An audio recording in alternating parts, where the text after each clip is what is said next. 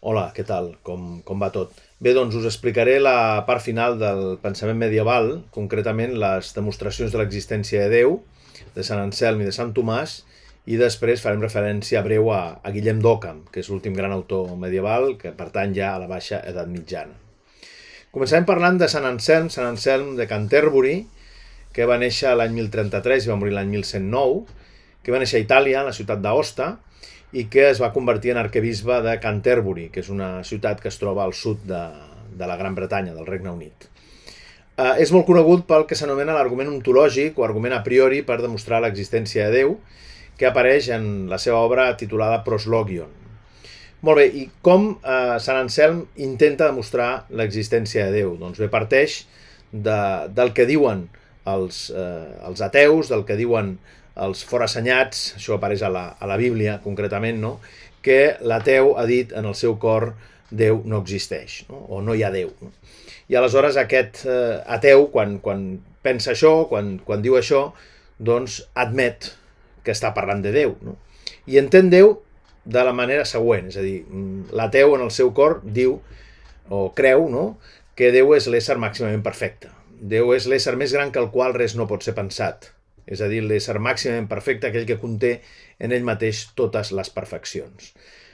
Molt bé, això, quan parlem de Déu, clarament, siguem creients o siguem ateus, entenem el mateix, no? Aquest ésser més gran que el qual res no pot ser pensat, per tant, l'ésser més perfecte de tots.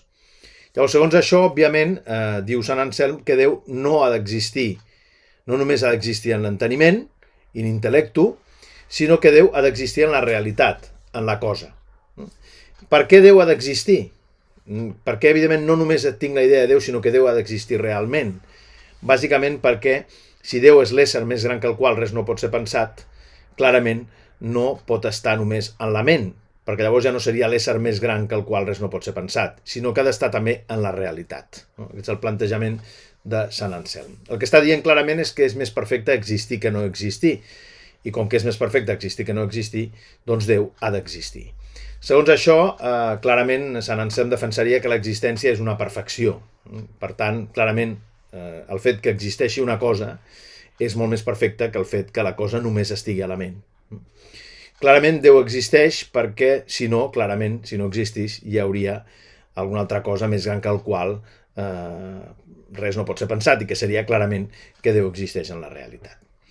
Aquest argument és un argument que ha tingut molta influència al llarg de la història del pensament i que parteix de l'innatisme de Déu, no? De l'afirmació que la idea de Déu és una idea innata. Autors que han parlat d'aquest argument i doncs, que han estat d'acord amb aquest argument, doncs Descartes, Leibniz, Hegel, són filòsofs que estan d'acord amb aquest enunciat. No? Hi ha alguns autors que l'han criticat. És el cas del monjo Gauniló, que és un autor de l'època de Sant Anselm, que deia que de la mateixa manera que podem entendre Déu com a màximament perfecte, també podríem entendre una illa màximament perfecta.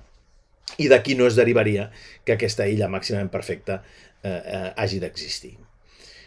Sant Tomàs, que diu que clarament aquesta demostració no és una demostració vàlida, Sant Tomàs fa la seva proposta, diu que aquest argument és un pas, diríem, de l'ordre mental a l'ordre real, i és un pas que no s'ha de fer o que no es pot fer.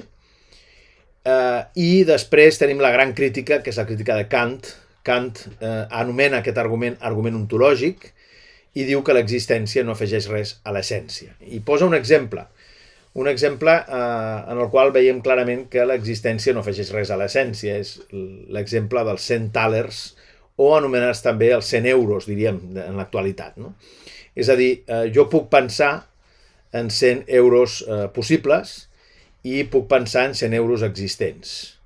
Doncs bé, clarament el fet que aquests 100 euros existeixin, és a dir, el fet doncs, de pensar que tinc 100 euros, doncs no afegeix res al fet de pensar que aquests 100 euros són merament possibles.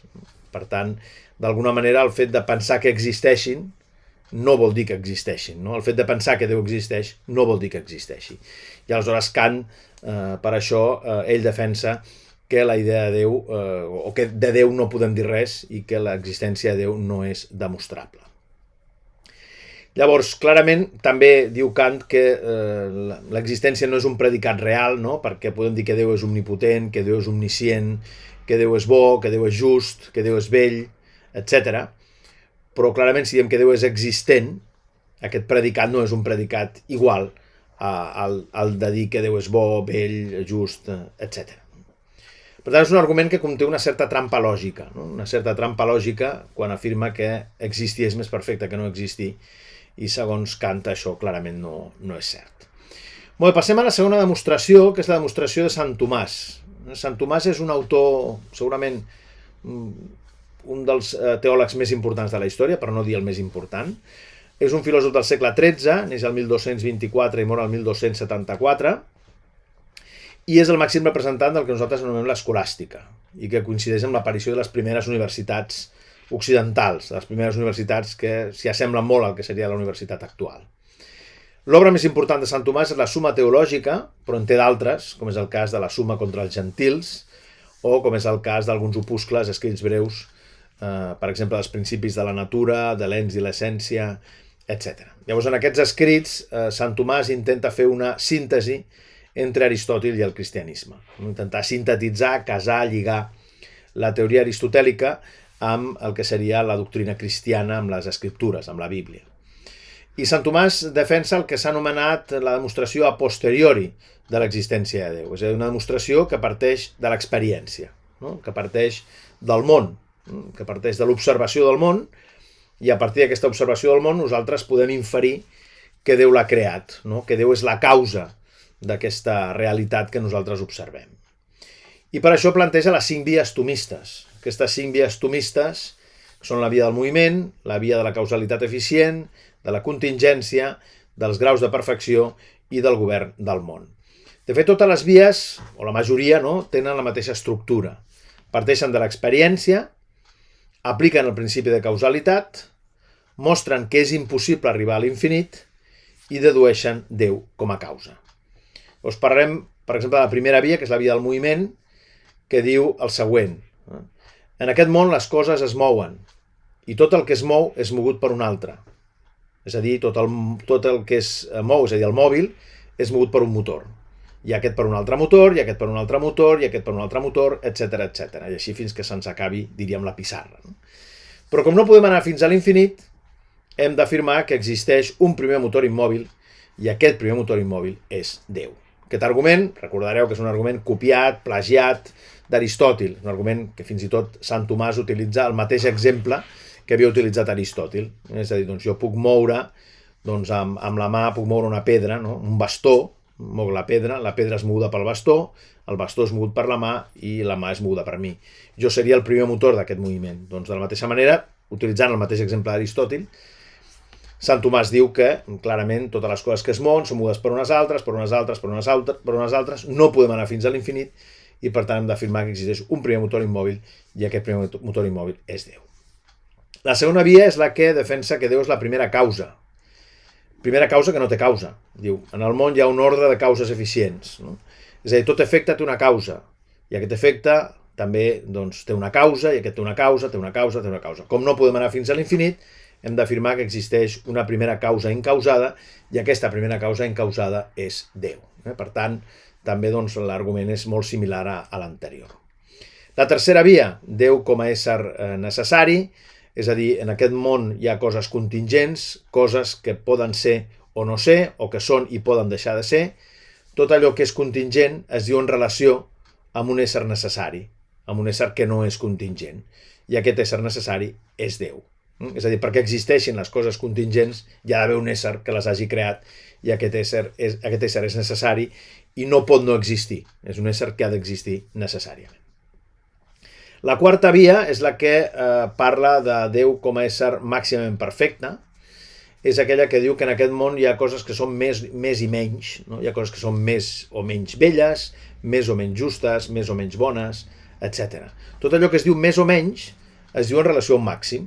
No? És a dir, tenim doncs, l'Scarlett Johansson, per una banda, que és molt bella, tenim per altra banda el Mariano Rajoy, que no, evidentment no és tan vell. No? Per tant, les coses són més o menys. I tot allò que es diu més o menys es diu en relació a un màxim, i aquest màxim clarament és el que conté totes les perfeccions i aquest ésser és Déu.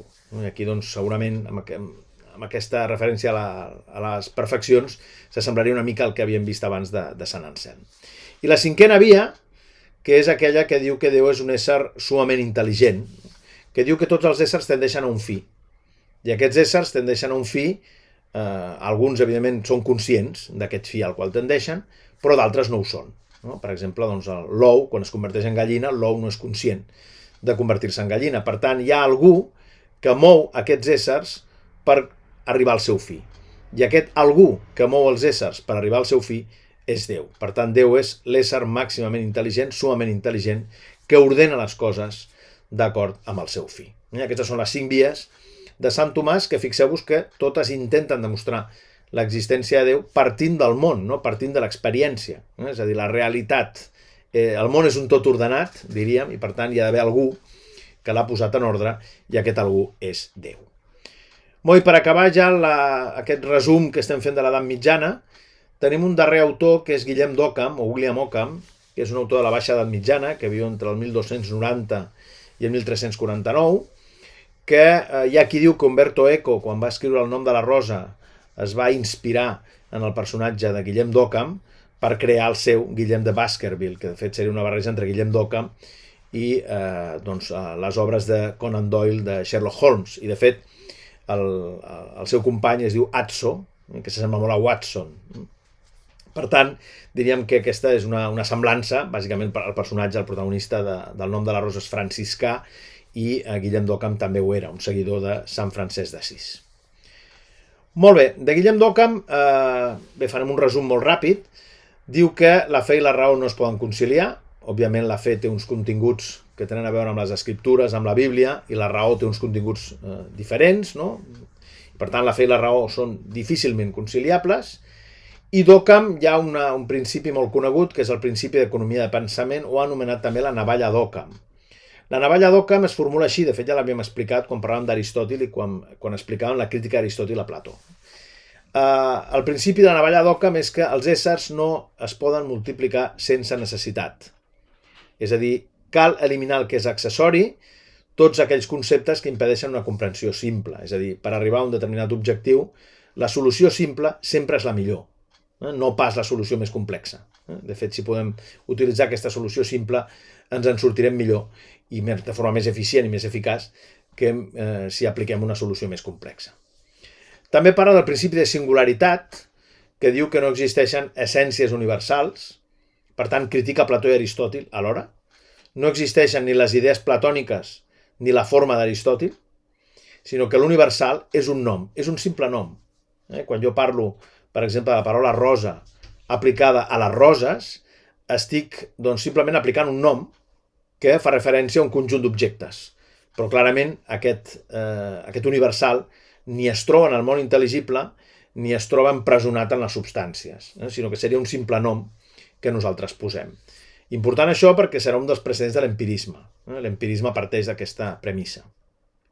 Segons Occam, només existeixen les coses singulars, les coses concretes, el que ell anomena el singular. I d'aquí es deriva el principi d'experiència, que diu que només podem conèixer allò que és singular de forma directa i immediata, el que s'anomena el coneixement intuïtiu. Per tant, l'enteniment és resultat de l'experiència. I arribarà a l'empirisme, per exemple, a Locke, que diu que no hi ha res a l'enteniment que abans no hagi passat pels sentits. Per això diem que Occam, com bon britànic, és un precedent de l'empirisme, corrent filosòfic que estudiarem i que té representants molt importants com són Bacon, Hobbes, Locke, Berkeley i segurament el més important de tots, que és David Hume. Molt bé, això és tot pel que fa a l'edat mitjana. Iniciem una nova època, parlarem del Renaixement, parlarem de la filosofia moderna i del 1637, moment en què es publica el discurs del mètode per part de René Descartes, moment en què s'inaugura una nova era.